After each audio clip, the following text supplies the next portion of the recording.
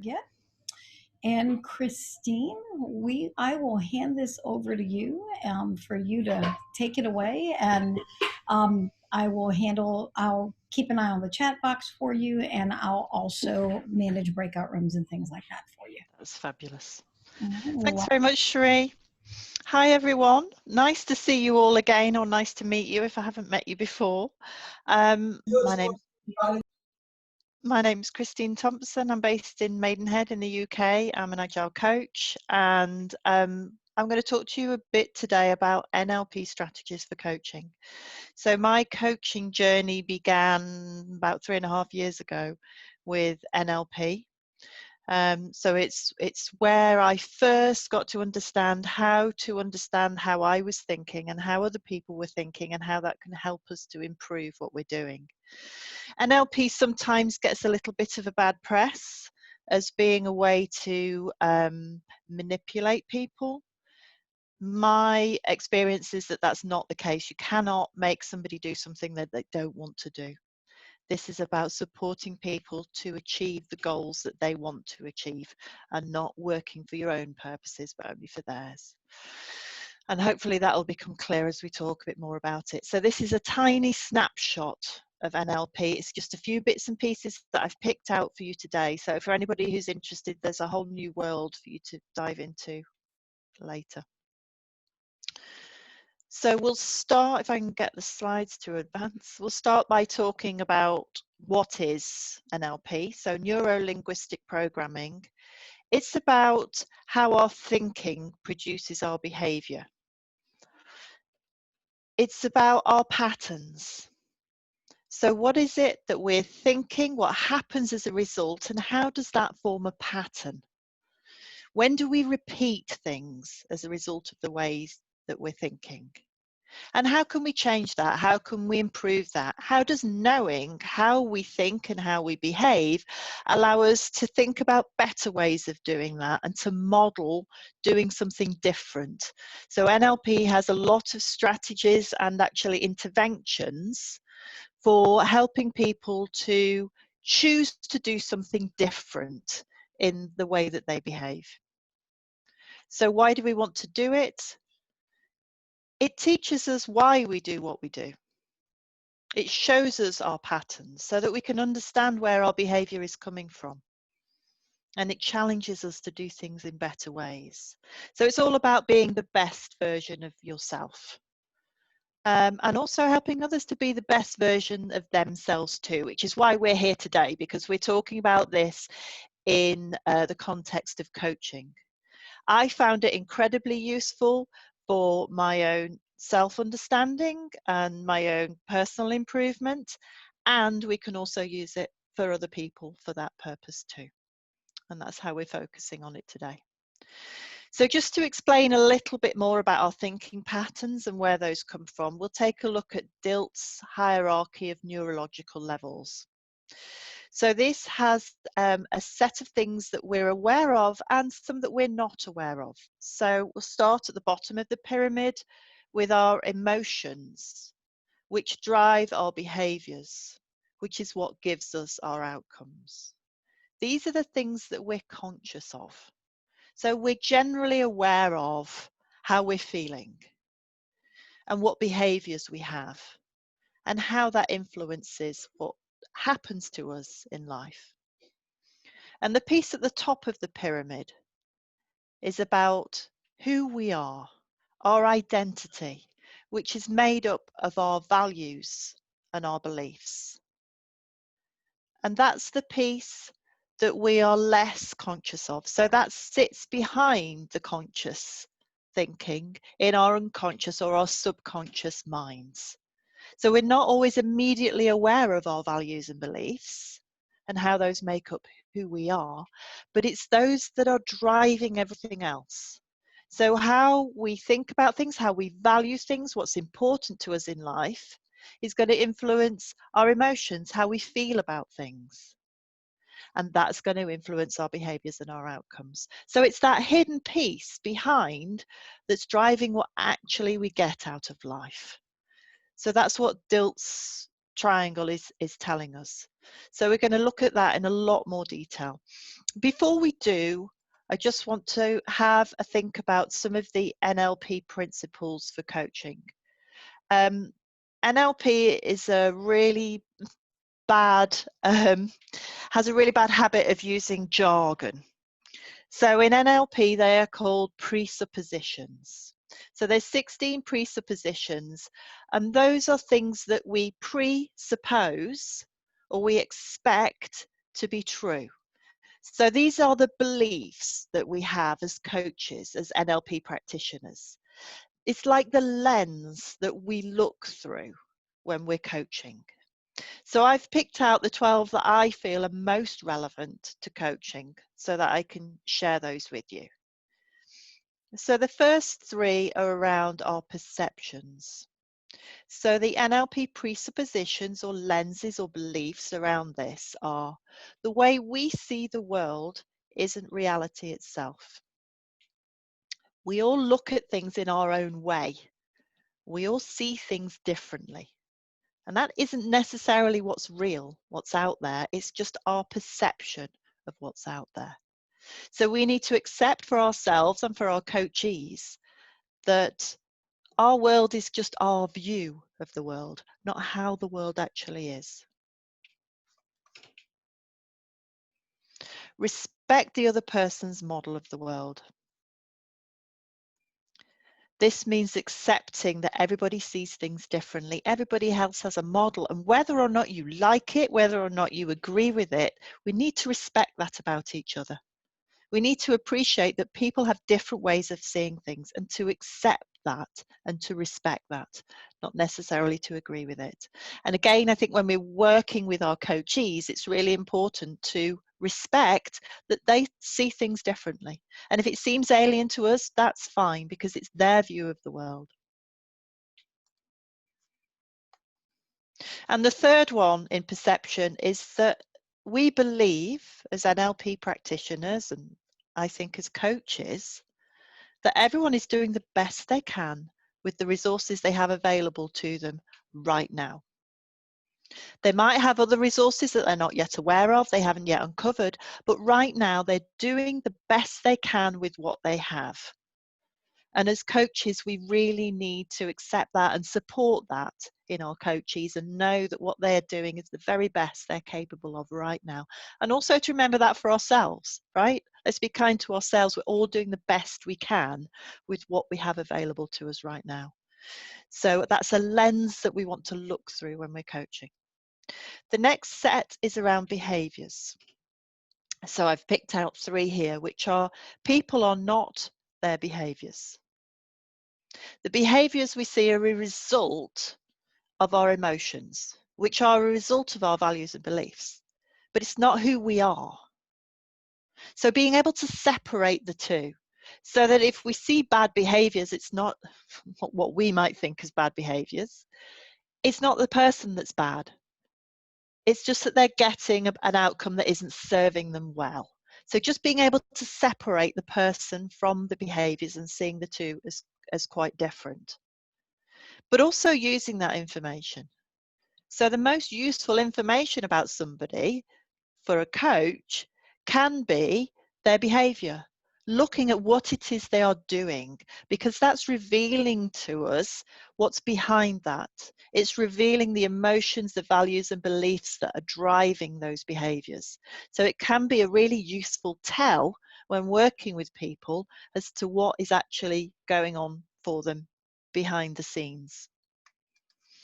And this third one is one of the ones that I found the most hard to get my head around. Every behavior is motivated by a positive intent.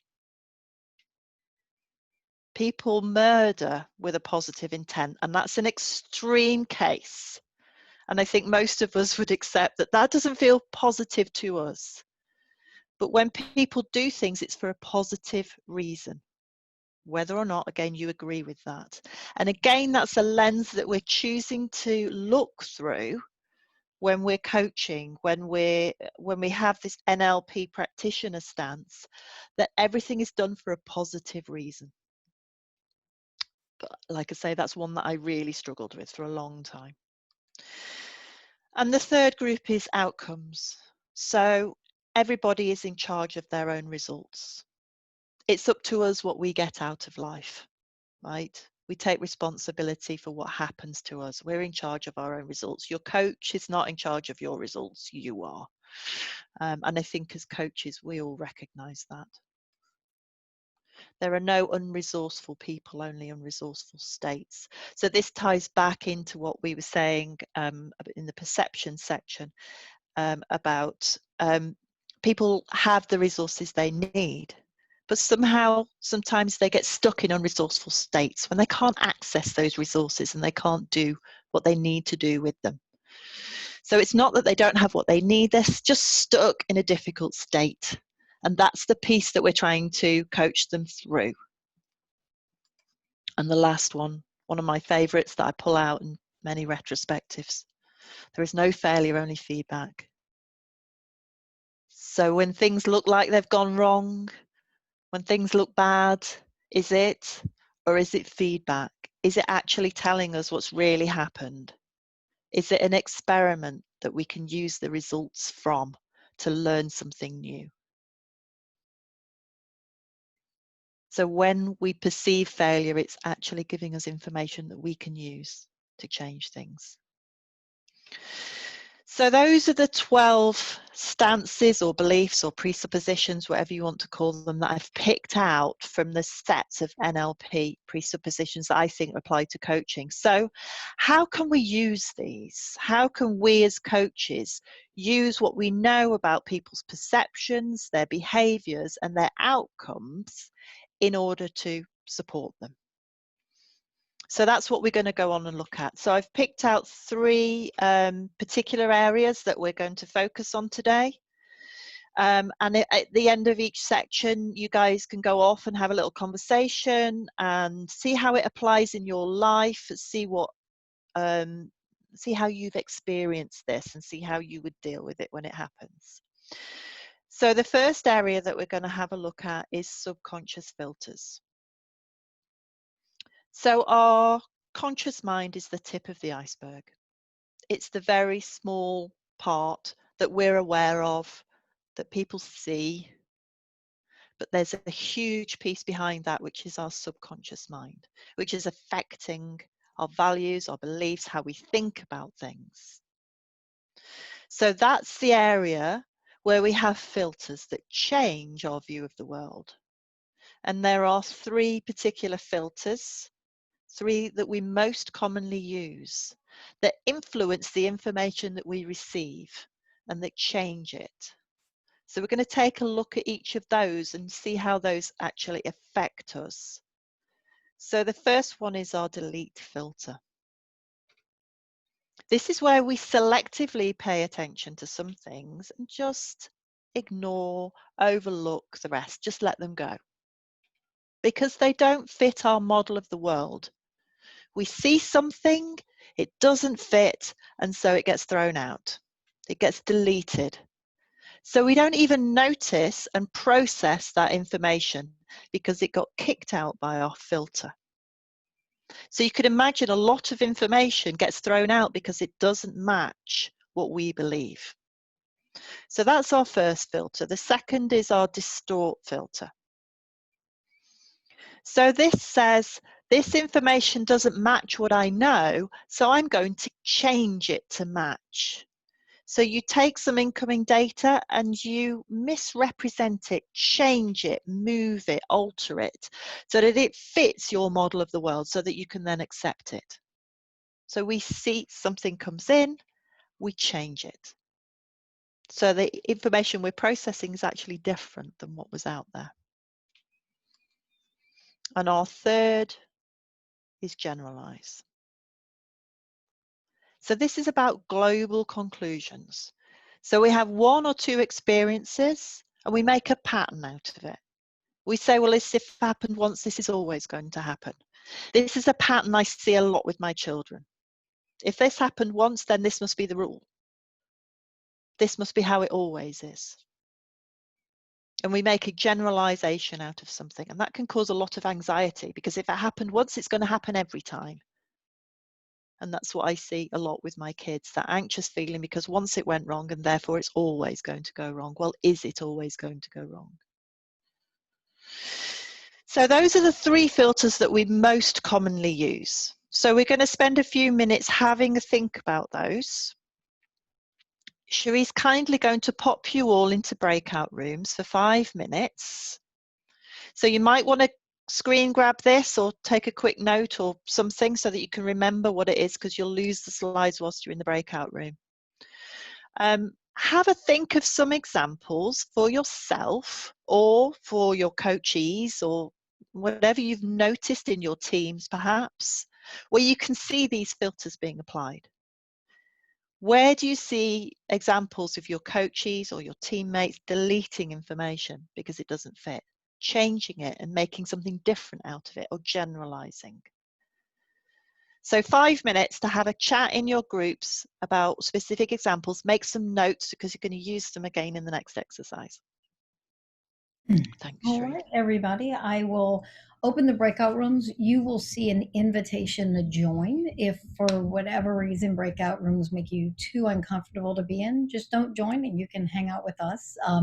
But it's totally up to you.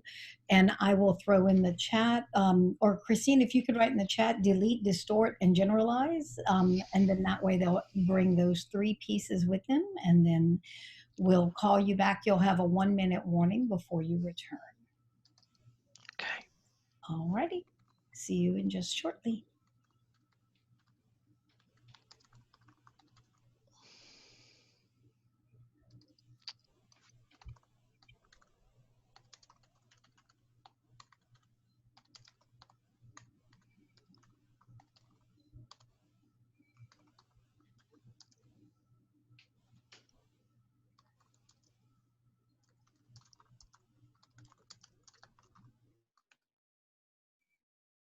Looking for examples of where they've seen those happen. That's lovely. Thank you so much for that. Okay, cool. So we have about 45 seconds. People are starting to join back now. I did remember to turn the recording back on, so then we'll be able to do a bit of debrief while we before we move on. Okay, cool. So it looks like we've got 1 group back, maybe. Cool. All right, well, let's hang on for a few more and then we'll get some feedback. Okay, I'll go ahead and just stop your slides so we can see everybody. Yep, cool. Space while we debrief, and then you can start it back up. And we have 10 seconds. And then they will be sucked back. It's always so strange. Yeah, you just get grabbed back. Yeah. All right. Well, welcome back, everybody. And I'll hand it back to you, Christine. Fabulous. Okay, so who wants to share some examples?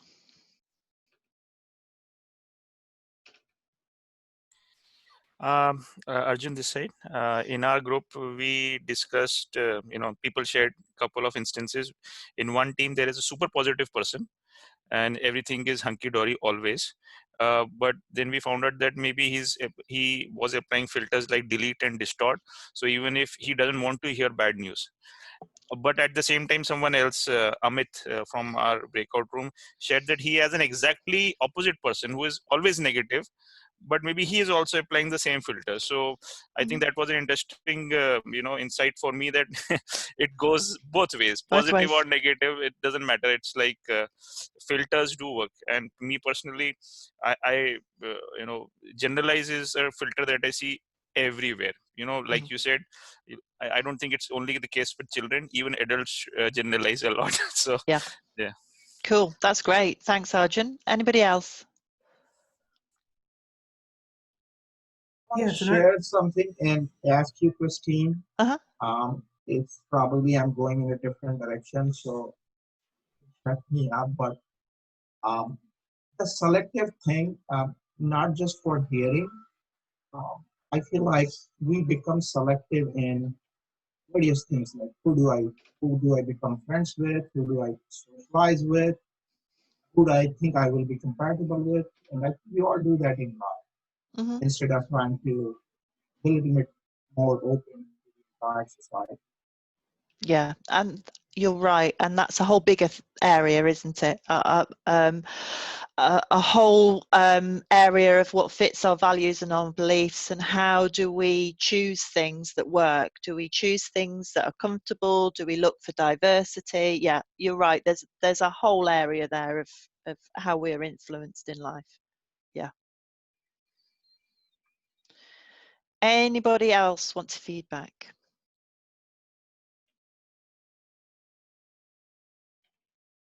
Okay. So I can give a quick example, if you like, Christine. Thanks, Amanda. My example was that I've got a colleague that gave us, was complaining about an individual, and she used as proof an email, and she said, look how she's talking to me in this email. And I couldn't see the same thing at all. I was like, well, actually, that's okay. They're trying to say this, they're trying to say that. And she saw it as really defamatory against her and how rude this woman was being. And I saw it as fairly normal and neutral. And therefore we had, looking at the same piece of text, we were using different filters, and she was distorting it in a different way to how I was clearly, distorting that information that I was seeing. Yeah, that's a fabulous example, Amanda. I think we've all seen that, right? Either an email that's triggered us or that someone's shown to us that's triggered them, and you just both can't see the same thing. Yeah, fabulous. All right, I'm just going to come back to a question from Martin. So Martin says, how does that explain people like Hitler? What's your thinking, Martin? Actually, we had, in the short time we had a great answer and a great point on that. I mean, when you after you showed that slide and you mentioned about how people murder with good intent potentially, I thought, how do you extend that to a monster? And very, very extreme, but it's the delete filter. And if you can kind of begin to not anyway explain away, but apply that model to it, you can kind of explain anything, can't you? And then Matt answered something about the vacuum in the wider system, about what was going on in Europe at that time, and you can kind of see how the model applies. And if you can explain it in a crazy example like that, then you can certainly apply the delete and the distort filters to what we see in our normal lives. So yeah, good point. That's great. Thanks, Martin. That's really great example. You're right, it's extreme, and if you can see it in an extreme example, then how much can you use it on a general day-to-day basis? Cool. All right, well, let's carry on with the next section. So we're going to have a look now at reframing, because obviously we want to start thinking about how can we help with this? What is it that we can do? So what does NLP say about reframing? So perception is projection. So what we see in our head, what we understand in our head, is what we see in the world. The world is a reflection of what's going on inside you. So what you expect to happen will happen, because you will filter out anything to the contrary. Your focus becomes your reality. So this is saying this lovely little cat looks in the mirror and sees a lion. The cat's going to go out and believe it's a lion and behave like a lion, even though it's a cat.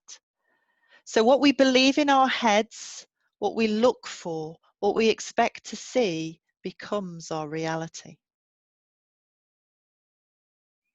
So that's what it is that we need to address here, right? This is the culmination of our filters at work, because all of our filters play together to give us our reality.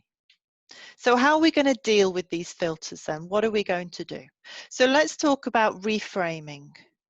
So reframing just means looking at something differently. And there's two types of reframe described in NLP.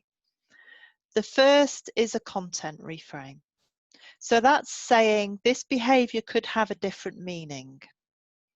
So say, for example, you join a one-to-one with your boss and your boss is frowning. And you think, oh, he doesn't want to speak to me. He's really angry with me. He hates me. And you spend the next half an hour struggling with this call because this frown meant that your boss wasn't happy.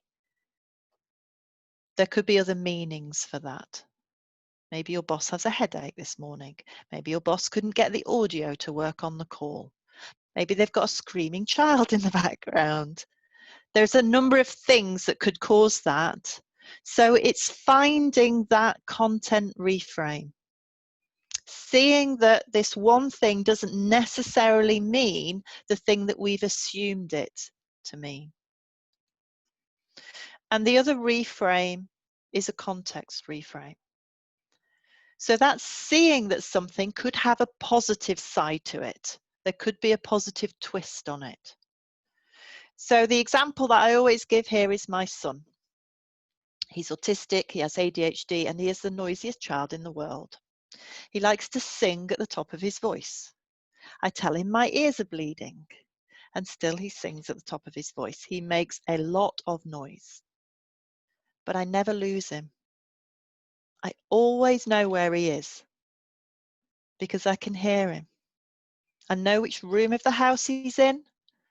If we went shopping and we got separated, I would find him because all I would have to do would be to listen. So that would be a context reframe. There is a positive side to this. There is a positive twist that I can use.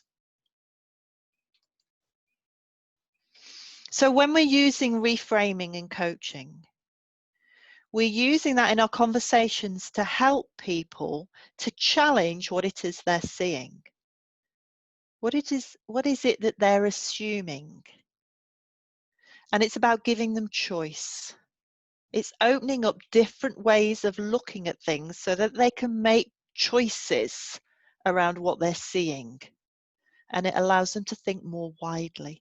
Just opens up the possibilities that they would have. So one of our key questions here is going to be, well, what else could it be?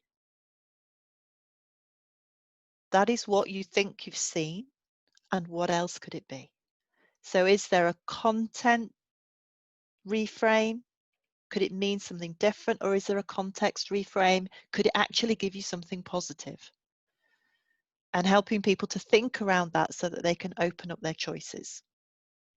So we're going to go back into our groups now and have a think about that. So joining your breakout groups again, think of the examples that you created in the previous session and think about some of the questions you might ask, the open questions or the observations that you might share with somebody to help them reframe, think more widely and open up their choices. So another 5 minutes in the breakout rooms. All right, everybody. And once again, you'll get an invitation to join. Feel free to join. And then you may find that your room has mixed up a bit because with people coming and going, we have to reshuffle them to bring new people in to make sure nobody's sitting outside when they want to be inside. So now you're off. You said 5 minutes. Please. Okay. Yeah. Thank you, Christine.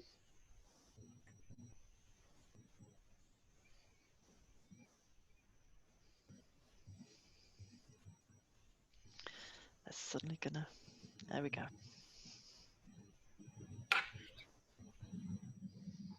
All right, everybody's back. Okay, welcome back. So does anybody want to share?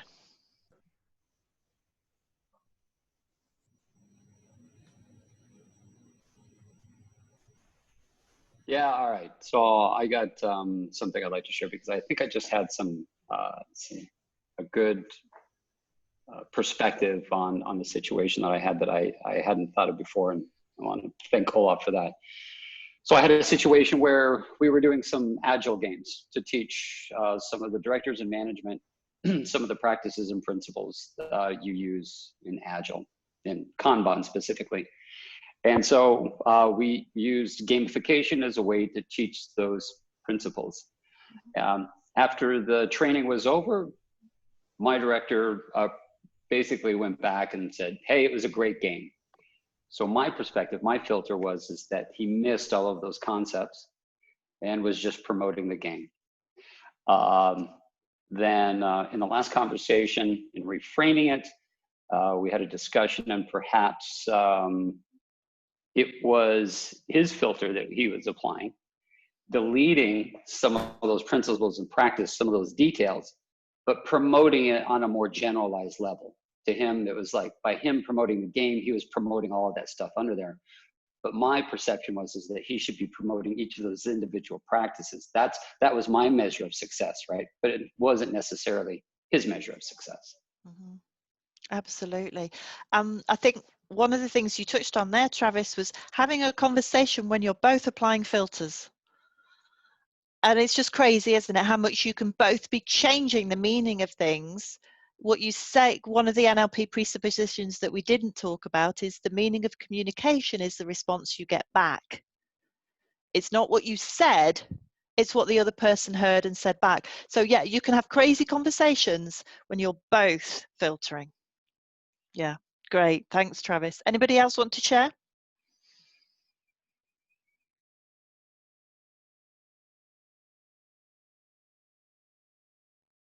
I just think that's a great example from Travis. I mean, there he was promoting a game, and the boss thinks, that's a great game, and he's not happy about it. You know, you promoted a game. What a misalignment from both ends there. Cool. You know, you're right, Christine. Double filtering going on. Mm-hmm. You probably a double negative, and it was all great. Absolutely, absolutely. Yeah. Just the awareness around that, isn't it? That can just really change how we deal with things. Cool. All right, let's carry on then, because I'm conscious of the time. I could talk about this stuff all day. So we're going to move on to our third section, a third and final section, which is about language patterns. So people often use disempowered language. So they're using patterns that really show what's actually going on for them. So certain patterns are reflecting our beliefs that we're just powerless. We're just victims. There's nothing we can do. Everything is happening to us, and there's nothing we can do about it. And we see all sorts of different patterns that show that actually we're not dealing with anything. We're just coping. These are just defense strategies. They're sticking plasters on a problem. So these languages, this way of describing things, and we're going to look at a few examples, are just showing that we don't yet know how to solve a problem. So what we're looking for is picking up on these patterns and helping people to take responsibility for what's happening and to be empowered to do something about it. Let's talk about some of the examples here. So mind reading, cause and effect, value judgments, universal generalizations, necessity operators. These are some of the language patterns that NLP calls out. So let's have a look what these mean. So mind reading, we're all good at mind reading, right? You don't like me. How are we going to respond to that? How do you know that? So again, we're thinking about filters. What is it this person is seeing, filtering or not seeing in the way that it was meant? So questioning, when somebody mind reads, how do you know that that's true? Cause and effect. You make me sad. Can we really make somebody feel a certain way? So the textbook answer to this, I absolutely love. How do I cause you to choose to feel sad? Never, ever, ever use that. Unless you really want to challenge somebody, right? I've tried it with my kids. It doesn't work. They just get angry, right? Yeah, that's quite a challenging response to that. But it's true, right? Why did you choose to feel sad? What happened that made you make that choice? Because it's a choice. Nobody can make you feel something. It's a choice. So picking up on that it wasn't that somebody made them, they took that choice. Value judgments. It's bad to make mistakes. And we might question, who says it's bad? Whose value is this? Who's making that judgment? Universal generalizations. Never and always. She never listens. I got this from my daughter once. Mummy, you never listen. So what about the other day when you were telling me this and I listened and we talked about it? Oh, well, yes, mummy. Okay, well, you sometimes never listen. Okay, well, that's slightly better, isn't it? We've introduced the word sometimes, but never and always, they are very, very strong statements. So is that really true? Never, always. It's the kind of things that we can challenge people on. And necessity operators, I mean, this has got to be one of our favorites. I have to go to that meeting. I have to call my mother. I have to clean the house. And it's just that sense of complete disempowerment. I have to do it. I have no choice. So we might ask, well, what would happen if you didn't do it? Do you have to do it? And again, that's trying to open up that choice, because they use of that word have to rather than want to. We're looking for people to want to do things because they've made that choice, not to feel that they have to. So those are some of the language patterns that you might see. So for our third exercise, we're going to rejoin our breakout groups and have a think about some, and Cherie, it doesn't matter if they're the same groups or different groups on this one because it doesn't follow on. Think of some of the different examples that you've seen of this. When have you used these patterns? When have you heard your coachees or your colleagues use these patterns? And have a think about how you might challenge each one. What questions, what open questions might you ask as a result of hearing these language patterns? So Cherie, if you're there, 5 minutes in the breakout rooms. Sending you all now. Thank you. And that's what I like. You do all these different things and you have your different hats, and with different clients you can wear a different hat. And as part of your coaching agreement, you might have asked how much challenge do they want.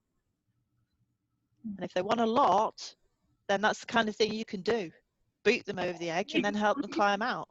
Or maybe your intuition is that they are just there, you know, and they need that little push. Mm-hmm. Absolutely. Not against. Right. Yeah. Maybe they need. Okay. Cool. Welcome back, everybody. Back. There we yes, now everyone is back. Cool. So what did we make of language patterns? What examples have you got to share?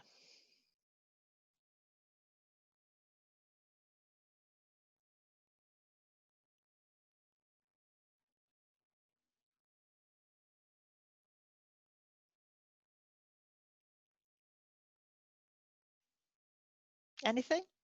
Any interesting conversations?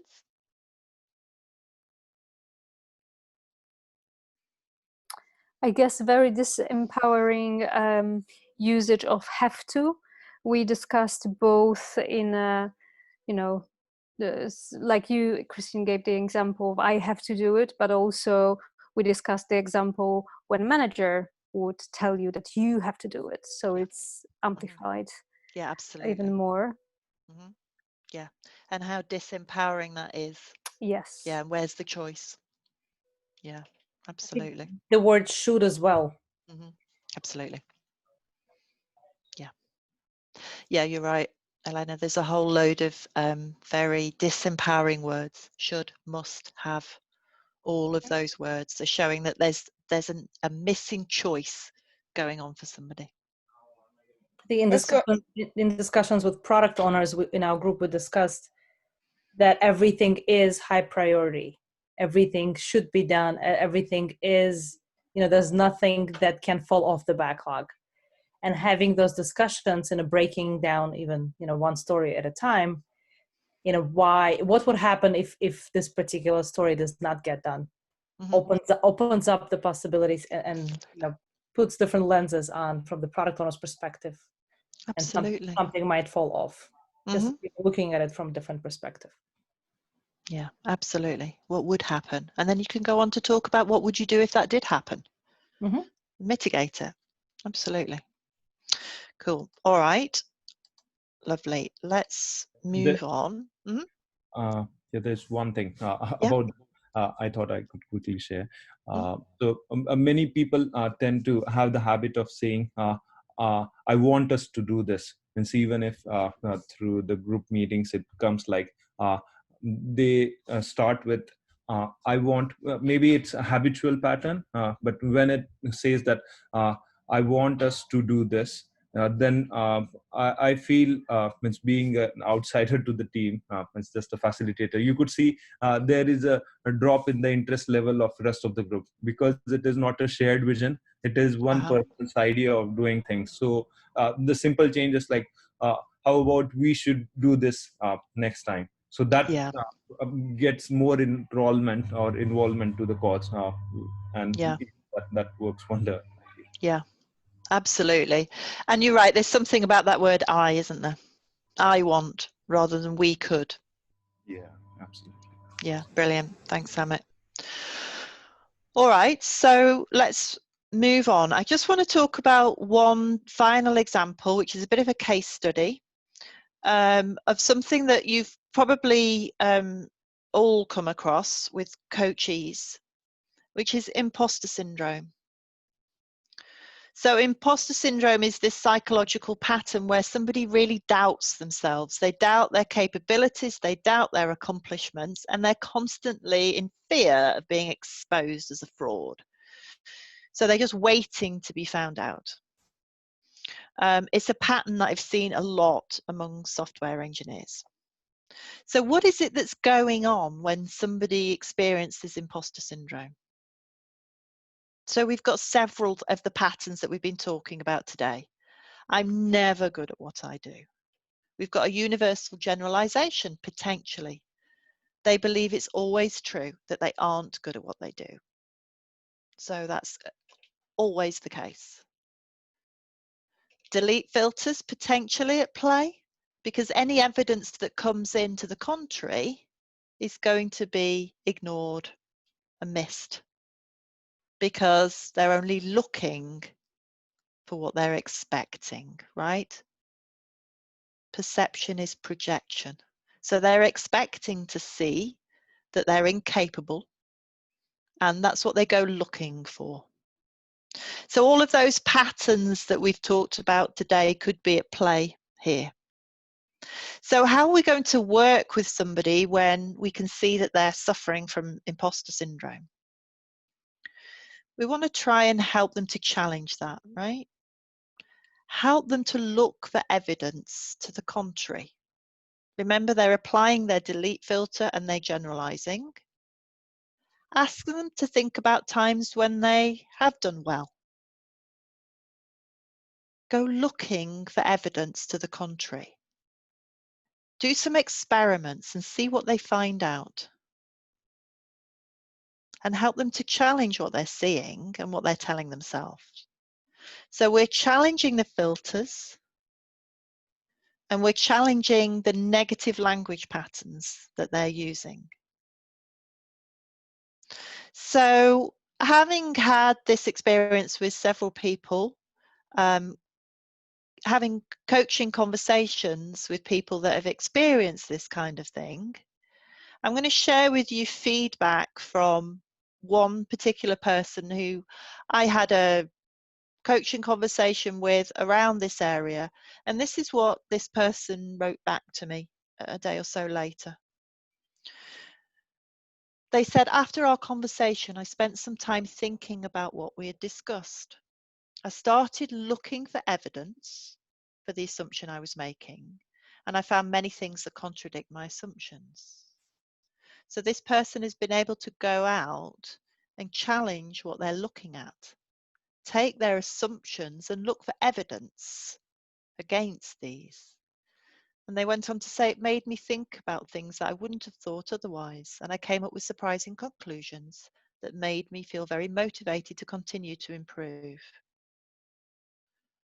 I realized that I was wrongly assuming too many things and how I can achieve more in order to be happier and prouder of myself. So to this person's credit, they've spent time thinking about what assumptions they were making, what generalizations they were making, the information that they might be deleting, and what it was that they always believed about themselves.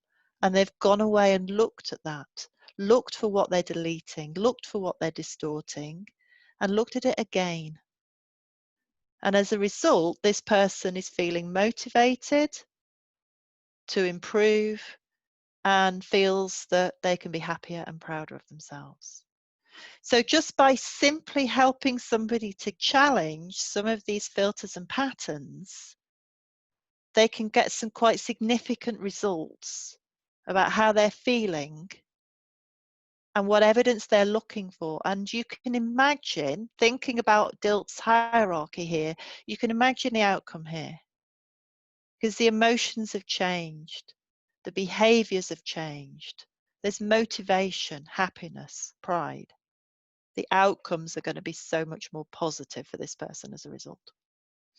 So that was just one particular case study that I wanted to share that really covered some of these areas that we've talked about now.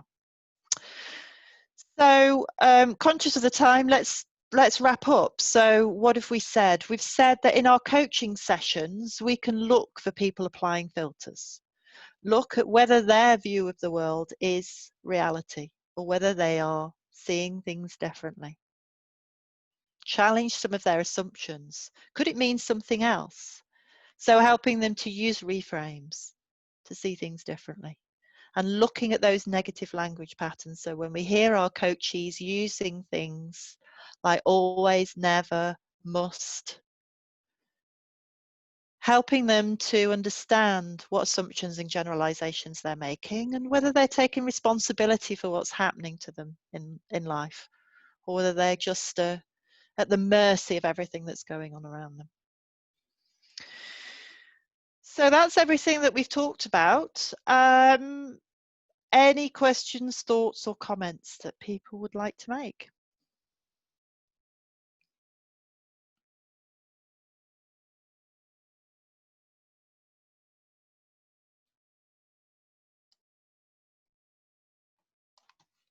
Anything anyone wants to share?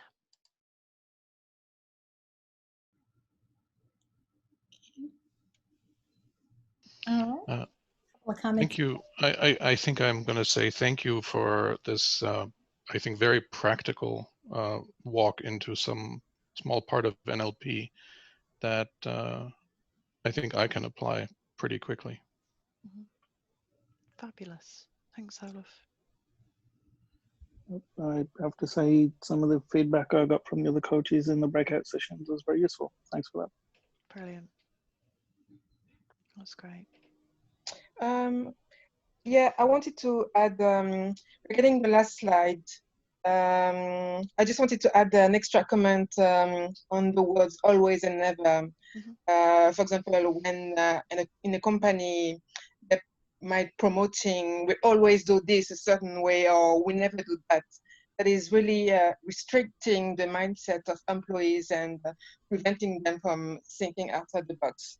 And now, having said that, I'd like to ask you, I really like the comeback, how do I cause you to choose to feel sad? So I would like to ask you, do you really feel that people's words have no influence on us? How do you mean? In terms of what they're saying or in terms of how we're responding? In terms of what they're saying. In terms of what they're saying. Well, yeah, and it sort of goes back to what Travis was saying, that you can trigger each other by having a conversation, can't you? One person says something that the other person perceives in a certain way, and that can cause them to react. And the reason that we get these reactions is because of our values and beliefs, right? So what we're saying that triggers somebody else is because it's hitting their values and beliefs, and they might not be aware of that, but that's when we get the emotion. So it's about a bit like the email example that Amanda was talking about, where she was saying that one person can read something and be quite triggered by it, and another person reads it and just can't see it, because we all have different values and beliefs, and so we all get triggered differently. We all react differently to what we're reading, what we're seeing. So one person could say something to someone else and it's fine, and yet another person, that would be really inflammatory for them. So yes, we all can get affected by what people are saying, but it depends on our values and beliefs, and it depends on, what emotions that causes. I've no idea whether that answered your question, Vanessa. Well, I think I want to add to that. Thanks, Sheree. That part of the question, I think, is you chose to get upset or whatever that was. And the thing is, even if we get triggered, right, that's an input. And we take information in, we process it, and then we have a choice what to do with that information. I can choose. I might feel angry as an initial response, but then ultimately I have a choice if I am going to continue to be angry, or if I am going to self-manage and say, okay, I don't want to overreact, or if I want to say, wait, let me reframe that and look at a different perspective. So the reality is no one else can control our emotions. We control our emotions. Now we may choose to not control our emotions, and then we just get pushed around by everything that's happening around us. But that is also a choice. It's a choice to be, flip-floppy, emotional, to let things do that to us. And so I think it's important for us to realize that it is always a choice. And so that's what that question goes back to. So how did what I said cause you to choose to be angry? Mm-hmm. Or I forgot exactly what the wording of the question was, but same kind of meaning. Thanks, Sheree. Thank you. Thank you for the answer. Yeah, that's a good one. And I'll definitely keep this one.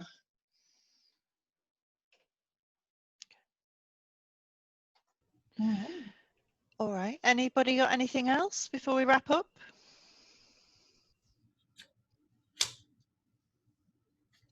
Great. Thank you, Christine.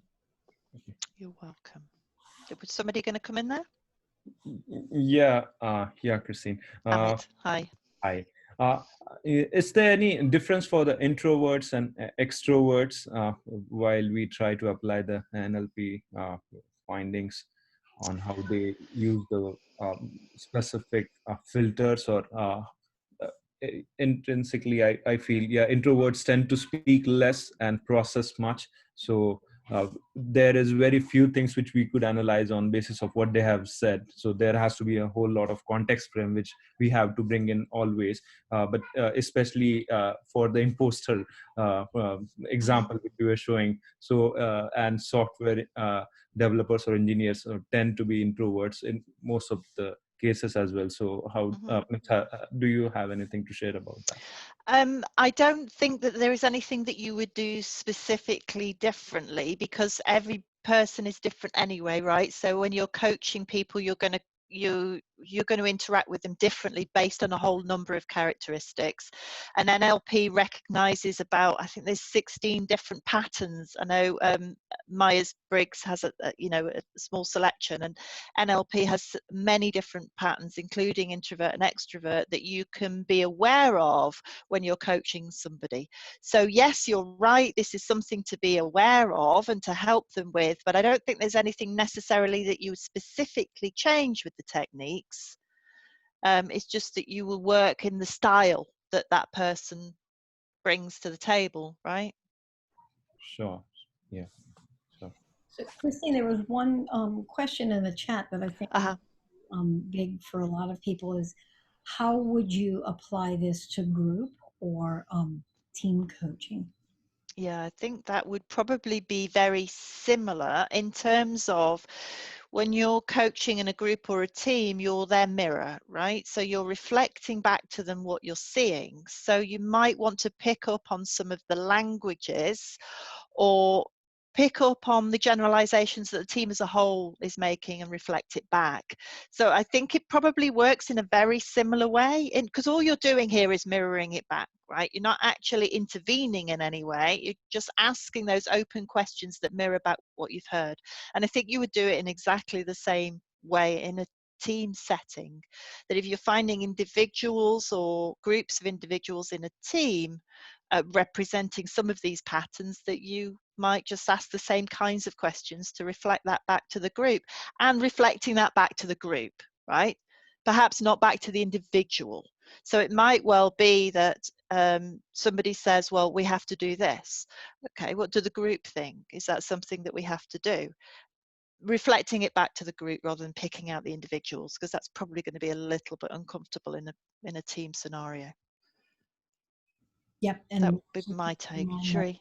Yep. Also keeping in mind that the team is a single entity, is the coach. I mean, is the client. So that makes total sense. So, well, all right, everybody. Thank you for joining. Really appreciate you being here, and I know this was useful for you. I totally love NLP, and I know that Christine is great at this topic. She is one of my favorite people to hear talk about this.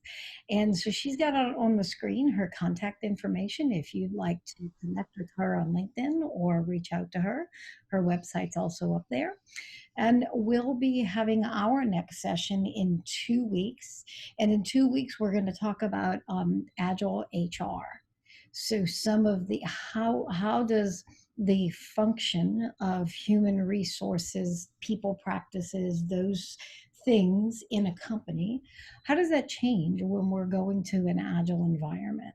And the speakers for that are Elena Vasileva, and I probably said that wrong, and Heidi Araya. And so they'll be presenting, and so we welcome you to join that. Same link, same time. Oh, different time. That's my other announcement. Beginning next session, so in 2 weeks, we're going to move from noon till noon Central Time to 12:30, and that would be from 6 p.m. to 6:30 p.m. In London. So everything will just shift a half hour later. A lot of the people who attend this meetup attend another meetup that they were crashing into each other. So I moved hours out 30 minutes in order to allow that group of people to shift into both of them. So thank you for joining, and we'll see you again soon. Thanks, everybody.